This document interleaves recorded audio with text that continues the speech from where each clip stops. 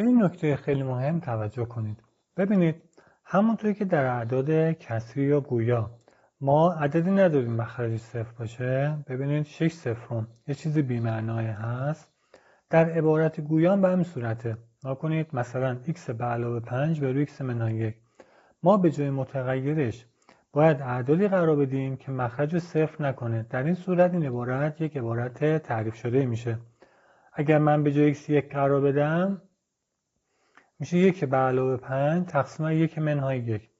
1 به علاوه 5 میشه 6. 1 منهای 1 میشه چند؟ صفر. یعنی کل مخرج صفر میشه. پس کسر ما یک کسر بی‌معنایی خواهد بود. پس برای اینکه این کسر یک عدد با معنا یا معناداری به دست بیاد، هر عددی از اعداد حقیقی رو میتونم جای x قرار بدم به غیر از 1. چون 1 مخرج کار میکنه؟ صفر میکنه. پس با توجه به توضیحاتی که خدمت شما عرض کردم، عبارات گویا برای مقدارهایی از متغیر زمانی تعریف می شود که حاصل مخرج آن صفر نشود.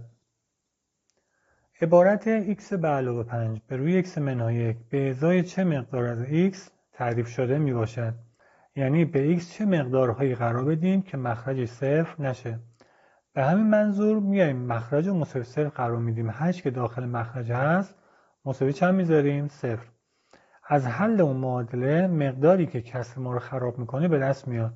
خب در اینجا x منهای 1 مساوی صفر، از اینجا x رو به دست میاریم 1. پس اون عددی که این کسر رو بی‌معنا میکنه به دست میاد. حالا این عدد رو از r حذفش میکنیم تا این عبارت ما معنادار بشه، تعریف شده بشه. پس به ازای r منهای 1 این عبارت چه میشه؟ تعریف شده میباشد.